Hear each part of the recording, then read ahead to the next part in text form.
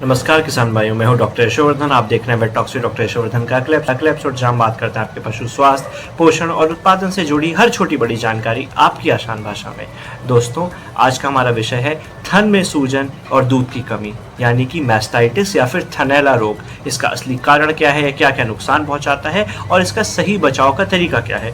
दोस्तों, डेयरी करने वाले हर किसान, गाय पालने वाले हर किसान को पता होता है, उसने कभी ना कभी ये समस्या अपने जानवरों में हमेशा ही फेस की होती है कि डॉक्टर साहब, थनों में सूजन आ रही है और दूध अचानक से गिर गया है। किसान अक्सर कहते हैं कि दूध पानी जैसा आ रहा है, दूध में थक्के आ रहे हैं, दाने निकल रहे हैं और पशु थन को छूने नहीं दे रहा है।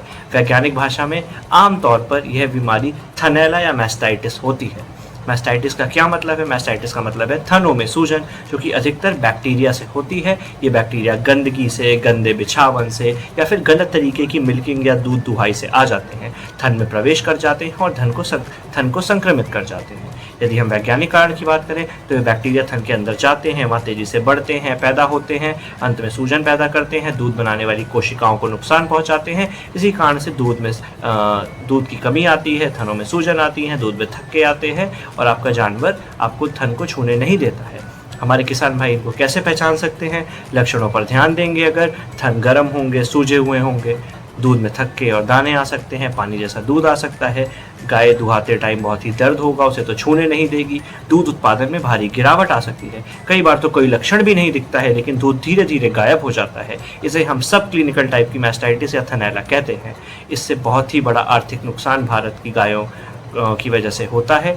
अगर मान लीजिए कि एक गाय किसान जो 10 लीटर दूध देती थी, मैस्टाइटिस के बाद वो दूध घट के मात्र 3 से 4 लीटर रह जाता है, उसको हर दिन लगभग 6 लीटर का नुकसान होता है। और 6 लीटर मतलब अगर 40 रुपये लीटर दूध कहीं चल रहा है तो रोज़ 250 रुपये का नुकसान हो गया लगभग, और 10 दिन में ये नुकसान हो गया 2500 रुपये का।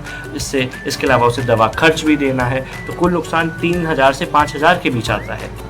अब हमारे किसान भाई सबसे बड़ी गलती क्या कर देते हैं? वो देर से इलाज कराते हैं या फिर आधा इलाज कराते हैं या फिर सफाई का ध्यान नहीं रखते हैं। इससे बीमारी बार बार होती है, थोड़ी सही होती है परंतु कभी पूरी तरीके सही नहीं होती है। इसके इलाज को अगर हम वैज्ञानिक रूप से बात करें तो तुरंत पशु चिकित्सक को दिखाएं। वो आपको एंटीबायोटिक देगा जो कि शायद थन के अंदर भी डालेगा, जिससे सूजन कम होगी और बार बार दुहाई करने को भी मना करेगा। लेकिन केवल और केवल अपने नज़दीकी पशु चिकित्सालय में पशु चिकित्सक की सलाह पे पूरा इलाज कराएं अपनी गाय का, और छोटे इलाजों के प्रति मत जाएं। अच्छा, हम अपने लेवल पे क्या कर सकते हैं? हम अपने लेवल पे अच्छा बचाव कर सकते हैं, अच्छी मैनेजमेंट कर सकते हैं। सबसे ज़रूरी बात है कि मैस्टाइटिस याद नहीं कि थनैला एक मैनेजमेंटल डिजीज़ है।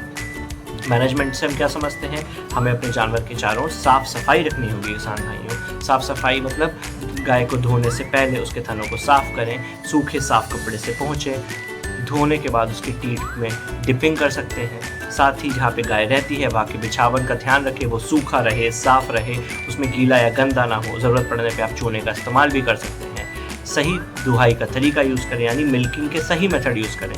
धीरे और सही तरीके से दुहाई करें, थन को चोट ना पहुँचाएं, अंगूठे का बहुत ज़्यादा इस्तेमाल ना करें। अंत में आ जाती है पोषण की भूमिका, यानी कि न्यूट्रिशन की। अब एक महत्वपूर्ण बात आप समझिए, अगर पशु को पोषण नहीं सही मिलेगा तो उसका शरीर कमज़ोर बनेगा और उससे संक्रमित होने के बहुत चांसेस ज़्यादा बढ़ जाएंगे। वैज्ञानिक रूप से प्रोटीन शरीर की मरम्मत करता है, मिनरल्स जैसे कि जिंक और सेलेनियम इम्यूनिटी बढ़ाते हैं, विटामिन भी सूजन कम करने में मदद करता है। खासकर ज़्यादा गाय दूध देने वाली जो देती हैं गाय, उनमें मैस्टाइटिस यानी थनैला का खतरा बहुत अधिक ज़्यादा होता है, क्योंकि उनके शरीर पर ज़्यादा दबाव होता है, पोषण की ज़रूरत ज़्यादा होती है। इसमें आती है न्यूट्रास्यूटिकल्स की भूमिका। आज दोस्तों, पशुपालन में केवल चारा और दाना पर्याप्त देने से पोषण पूरा नहीं होता, ज़रूरी है संतुलित और वैज्ञानिक पोषण।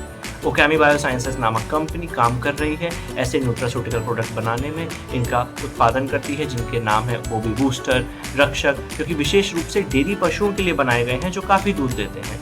इनमें शामिल होते हैं उच्च गुणवत्ता वाले प्रोटीन, ज़रूरी मिनरल, विटामिन और इम्यूनिटी सपोर्ट करने वाले तत्व, साथ ही प्रीबायोटिक्स और प्रोबायोटिक्स, टॉक्सिन बाइंडर्स।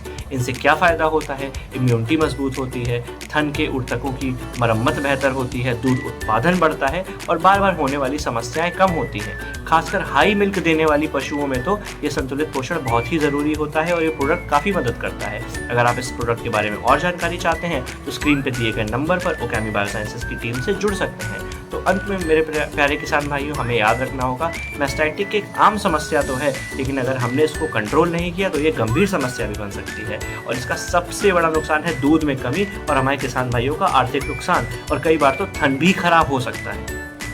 तो सबसे ज़रूरी बात समझिए, सफाई रखें, समय पर इलाज करें और पोषण को नज़रअंदाज ना करें। थन की सुरक्षा सफाई से शुरू होती है और उसकी ताकत सही पोषण से आती है। धन्यवाद किसान भाइयों, मैं हूं डॉक्टर यशोवर्धन, आप देख रहे हैं weight talks with doctor Yashovardhan. बने रहिए हमारे साथ इस सीरीज में। धन्यवाद आप सभी का।